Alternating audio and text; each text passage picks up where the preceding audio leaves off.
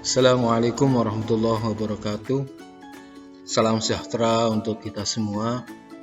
Kembali lagi bersama saya Muhammad Rojidin, guru pengampu prakarya dan kewirausahaan. Pada kesempatan hari ini kita akan membahas materi yang sebelumnya, yaitu sumber daya manusia. Karena sumber daya manusia itu sangatlah penting dalam dunia wirausaha. Itu akan menentukan sukses atau tidaknya suatu perusahaan itu dilihat dari sumber daya manusianya itu sendiri. Yang pertama, sumber daya manusia atau SDM.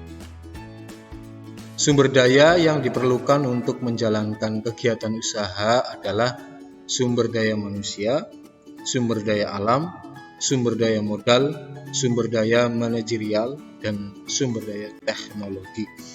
Nanti kita akan bahas satu persatu mengenai sumber daya yang harus diperhatikan dalam dunia usaha. Yang pertama, sumber daya manusia adalah tenaga kerja yang diperlukan untuk menjalankan kegiatan usaha. Itulah sangat berperan penting karena yang akan menjalankan usaha itu manusianya itu sendiri. Nah, sumber daya manusia dibagi menjadi 3. Yang pertama, tenaga kerja terlatih menempati posisi yang memerlukan keterampilan teknis. Contoh, pengeboran, pengelasan, dan memperbaiki instalasi listrik. Pokoknya yang urusan teknis itu harus ada tenaga kerja terlatih. Jadi untuk mem-backup masalah-masalah teknis. Yang kedua, tenaga kerja terdidik menempati posisi yang membutuhkan daya analisa dan pemikiran. Itu biasanya di perkantoran, di kantor, atau untuk mencatat keluar masuknya barang, manajerial lah, lebih ke manajerialnya. Contoh, bagian keuangan, bagian TI, teknologi informasi, dan bagian olah data. Sekretaris, bisa dikatakan sekretaris. Yang ketiga, tenaga kerja tidak terlatih dan tidak terdidik menempati posisi yang tidak vital di perusahaan dan tidak memerlukan keterampilan dan keahlian tinggi. Contohnya cleaning service, penjaga ruangan, bisa juga itu yang jaga malam, itu biasanya kan ada jaga malam. Sekarang sumber daya alam adalah faktor alam yang dibutuhkan untuk kepentingan produksi. Terbagi menjadi 2. Yang pertama, sumber daya alam yang dapat diperbaharui. Yang kedua, sumber daya alam yang tidak dapat diperbaharui. Sekarang sumber daya modal adalah sumber daya keuangan, mencari sumber dana untuk modal usaha dan mengelola aset finansial merupakan faktor penting bagi kelancaran usaha. Karena modal itu sangat penting sekali untuk mendirikan atau menjalankan usaha. Karena hal yang paling vital atau yang paling penting itu sumber daya modal untuk kelancaran usaha kita. Yang selanjutnya, sumber daya manajerial adalah bagian dari sumber daya manusia, yaitu tenaga kerja harus memiliki kemampuan mengelola dan mengorganisir seluruh sumber daya lainnya untuk mencapai tujuan perusahaan. Ini juga sangat vital posisinya karena yang menentukan maju atau tidaknya perusahaan itu di manajerial. Sekarang karyawan. Sebagai sumber daya manusia yang dimiliki merupakan bagian terpenting bagi perusahaan, karena karyawan merupakan sumber daya aktif yang mengolah sumber daya lainnya. Ini juga sangat penting karyawan, karena untuk mengolah sumber daya manusia yang dimiliki di dalam perusahaan itu sendiri. Proses pengadaan karyawan. Proses pengadaan karyawan, yang pertama, memasang iklan di media massa.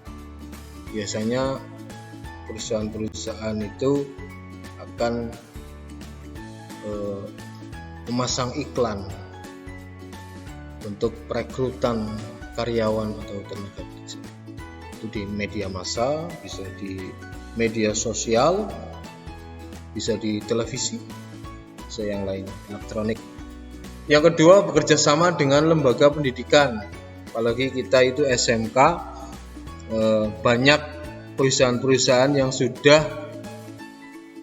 bekerja sama dengan kita di SMK Bisma Kersana. Contohnya banyak AHM, Solaria, Daihatsu, Yamaha, Intel, banyak sekali. Nanti tinggal bakat dan minat kalian akan bekerja di mana nantinya. Sekarang SMK sudah bekerja sama dengan dunia usaha, dunia industri. Yang ketiga, bekerja sama dengan bahan penyalur tenaga kerja. Itu biasanya yayasan-yayasan atau kelompok-kelompok itu bekerja sama dengan sekolah untuk penyaluran tenaga kerja. Biasanya penyalur tenaga kerja ini yang ketiga biasanya di luar negeri, Malaysia atau Singapura biasanya. Kalau di Indonesia, khususnya Brebes ya, kota industri, jadi masih lokal, daftar sendiri juga masih bisa.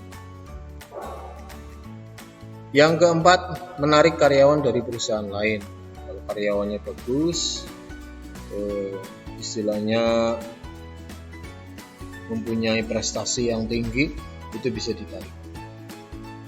Yang selanjutnya, Departemen Tenaga Kerja, Depnaker, itu juga salah satunya proses pengadaan karyawan melalui Depnaker. Yang terakhir itu tahap seleksi. Nah, apa yang harus kalian ketahui tentang pertanyaan-pertanyaan yang akan diajukan oleh perusahaan? Biasanya itu proses tes interview biasanya. Ini kegagalan seorang siswa dalam tes interview. Yang pertama, perusahaan akan bertanya tentang pengalaman yang terdahulu. Jadi kalian kalau di interview itu, kalau perusahaan bertanya tentang pengalaman yang terdahulu, jawab sejujurnya, jangan mengada-ada. Kalaupun mengada-ada, HRD pun sudah tahu. Jadi jawab sejujurnya, itu sudah pengalaman atau belum. Jadi keterbukaan. Yang kedua, kelebihan dan kekurangan yang dimiliki calon karyawan.